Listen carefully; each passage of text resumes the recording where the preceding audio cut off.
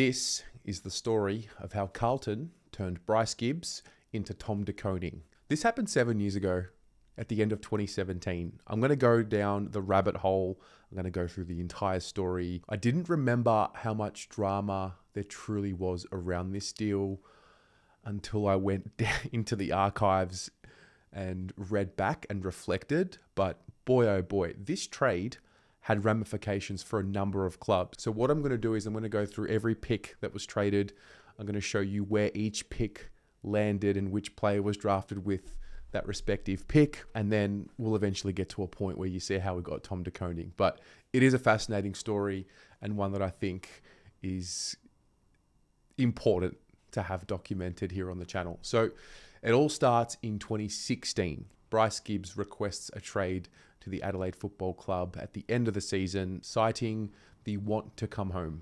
So there's no bad blood, though? There's no bad blood going back to training, between teammates, between higher officials at the Blues? No, not at all. And I think, my reasons to come back were genuine, and they'd been put on the table, and I think that's what made it easy going back. Like, after the first initial conversations about it, going back to the first day of pre-season, like, nothing was really... We didn't really speak about it from then, and it was business as usual. And the story goes that he was boarding a flight with Daisy Thomas on or about the end of the trade period. It was his understanding that everything was going to go through. He said, by all reports, my trade was going to happen, and it just kept lingering. It got to the final 5 minutes, and I was actually on a flight.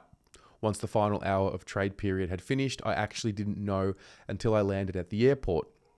Both clubs sort of got to a point where they were like, if we leave this to the last minute, one of them is going to give in. So Carlton wanted 2 first-round picks. Now, he did an interview on SEN Saturdays in South Australia reflecting on this. What were the first conversations with Carlton like? Oh, well, it was pretty easy. We were trying, this is what we've offered Adelaide. Yeah. This is what we want. It's all on the table. You either take it or leave it. So from their point of view, they respected my decision to leave. They sought my value, and this is what we think you're worth in terms of the picks and whatever else. So from their point of view, they just said they knew pretty early on what we wanted. Yeah. It was up to them to go and get it done, and we didn't budge on that the whole way through. And Adelaide thought that they could call Carlton's bluff, leave it a little late, and eventually Carlton would cave. We'll pick 13 from the Blues. For your pick 13, will that cut it? As I said, we'll have discussions behind the scenes and work through it. You know, officially told you he wants to come to Adelaide? Bryce and his management said he's got a strong desire to get home. Have you spoken to Carlton? We've spoken to Carlton. So he met with the players already, has he? Not that I'm aware of, no. Did they give you an indication of what they would want with Bryce? No, look, it's early days, so as I said, he's a contracted player, so I probably don't want to get too much into it right now. So Bryce Gibbs lands. He can't look at his phone. He gets Daisy Thomas to check his phone once they get reception. Daisy gives him the news that the trade didn't go through. Bryce then ends up having to come back to Carlton and fulfill his contractual obligations and play out the 2017 season. After what happened with the trade period, professional, I'm with the job now. Yeah, probably yeah. Was it unsettling at the time, or basically right behind Carlton? No, I was overseas, so don't worry about it too much and do that. So fast forward 12 months, we get to the exact same situation. Carlton are asking for 2 first-round picks. Adelaide are in the exact same situation, although this time around, the deal did get done. Blokes came around to my house and we had a good chat a couple of days out from the deadline.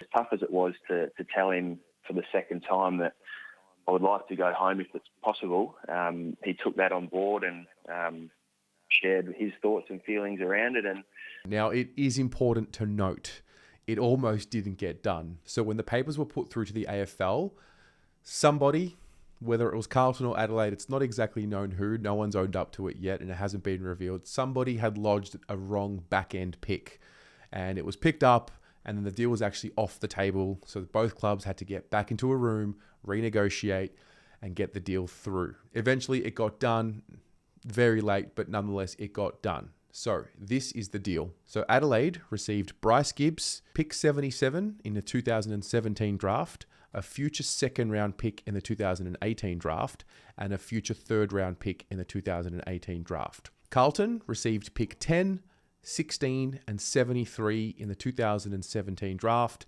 as well as a future second-round pick in the 2018 draft. So for the Crows, they never end up using pick 77. That 2018 second round pick was traded to GWS in a swap of picks. The Giants used that pick on Bobby Hill, and Adelaide used their pick on Will Hamill. The 2018 third round pick was traded to Sydney in a 3-team deal centered on Mitch McGovern and Shane McAdam. The Swans used it on Justin McInerney. So for the Blues, pick 10, we all know what happens. We end up selecting Lockie O'Brien with that pick.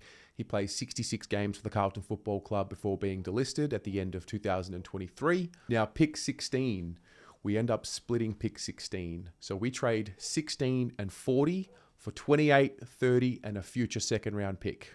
So with pick 73 in the 2017 draft, we use that pick on Angus Shoemaker, who plays 1 game for the club. The Dogs end up picking Ed Richards with pick 16. We trade pick 28 in a deal which eventually becomes Matt Kennedy, and then we get to pick 30, and that, of course, becomes Tom De Koning. Gibbs ends up playing only 37 games for the Crows before retiring at the end of the 2020 season, his last game being the infamous game against the Carlton Football Club. Now, it takes some time before we start seeing the best of De Koning, but filming this in July 2024, we are now starting to see him become the player that we hoped he would be.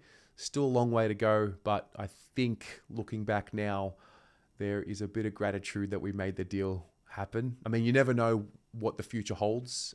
These picks can become anything.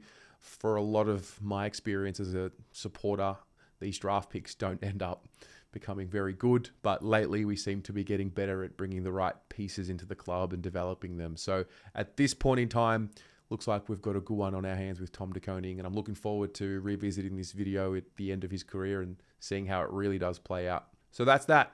That is how Bryce Gibbs became Tom De Koning. Hey, thanks so much for watching this video. Hope you enjoyed it.